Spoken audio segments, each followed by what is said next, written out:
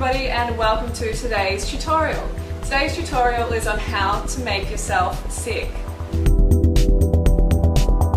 Just because the experts in the health field are unhealthy chubby wubbies doesn't mean they don't know what the fuck they're talking about. Avoid taking advice from fit, healthy, lean people who are getting the results you desire. Instead, listen to the butterballs who are telling you good things about your bad habits. Make sure you follow the Medical Association's Step 1 diet, even though you are literally guaranteed to get heart disease. Doctors always know best, even though it wasn't long ago they were advising pregnant women to smoke. Nutrient-dense foods like butter, egg yolks, whole raw milk, full-fat cheese, and liver are not villains, but foods that are the basis of good health and should be included as much as possible in our diets. Make sure you follow the standard food pyramid recommendations. Just ignore the fact that the animal food lobbies and the meat and dairy industry designed the food pyramid. Make sure you don't have any more than 2 to 4 pieces of fruit a day, because nature got it wrong, and diets created by the sick human ego got it right. Even though animal products have been proven to cause obesity, cancer, diabetes, heart disease, make sure you get your RDIs from these toxic foods versus healing plant foods.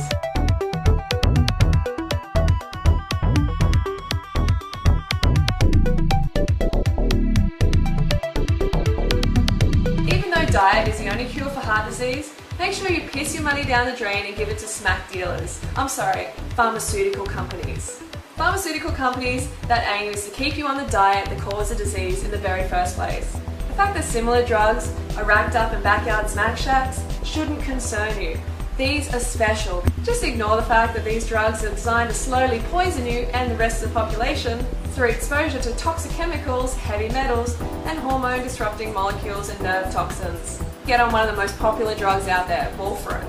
Warfarin may be molecularly identical to rat poison, actually used as rat poison, but it will thin your blood and enable you to keep eating shit that makes you sick. Just do what you're told, hand over your cash, and take your medicine. Now, the pharmaceutical industry, we know, makes money off of sickness and disease.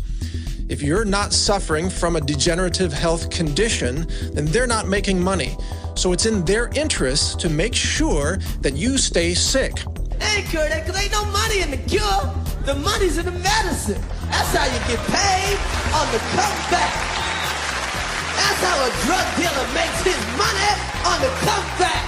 That's all the government is, a bunch of motherfucking drug dealers. Who names these drugs? You know, it's like somebody's getting high at a Star Trek convention. I am Zocor. Celebrex may increase the chance of heart attack or stroke, which can lead to death.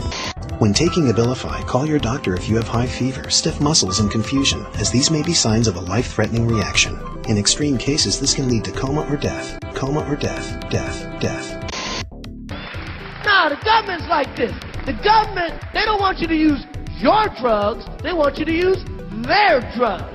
So every night on TV, you see a weird-ass drug commercial trying to get you hooked on some legal shit. And they just keep naming symptoms till they get one that you fucking got, okay? It's like, are you sad? Are you lonely? You got athlete's foot? Are you hot? Are you cold? Even though health issues are one of the major reasons for bankruptcy, make sure you buy cheap, shitty food so you can afford expensive, meaningless crap to impress drones you don't even like. As you go through the McDonald's drive-thru to pick up your heart attack burger, scream at your girlfriend if she puts fingerprints on your Porsche 911 GTR twin turbos window. Suit up in your best studs, clog your lymph with Christian Dior, and head out to breakfast to dirty your colon and clog your arteries with a plate of toxic animal fat. Make sure you join the army of the dumbed down, spending health, gaining wealth, so you can spend the next half of your life trying to regain your health by spending your wealth. Call people who are into being fit and healthy self-righteous extremist assholes. You're not weak-willed, they're just obsessed. It's easier and more fun to insult fit, healthy people rather than step up and join them. To justify keeping your bulbous buttocks glued to the couch, make sure you adopt a smoker's attitude of you gotta die of something. As you shovel in death, complain about looking like death and feeling like death, Make sure you tell other well-meaning folks who question your cancer-causing eating habits that the key is everything in moderation. Luckily, crack comes under the everything category, so you can go to town and racking up smack. Just make sure you do it moderately.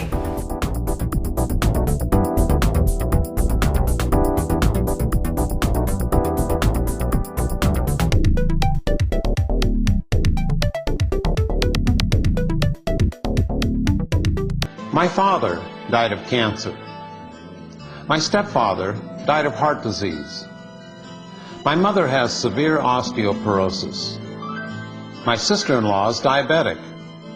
A friend of mine was just diagnosed with breast cancer. My neighbor's on heart medicines and cholesterol-lowering drugs. All this sound familiar? What's not so familiar is that these health problems were caused by eating habits.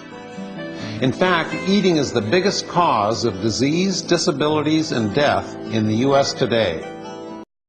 And if all else fails, blame your genetics.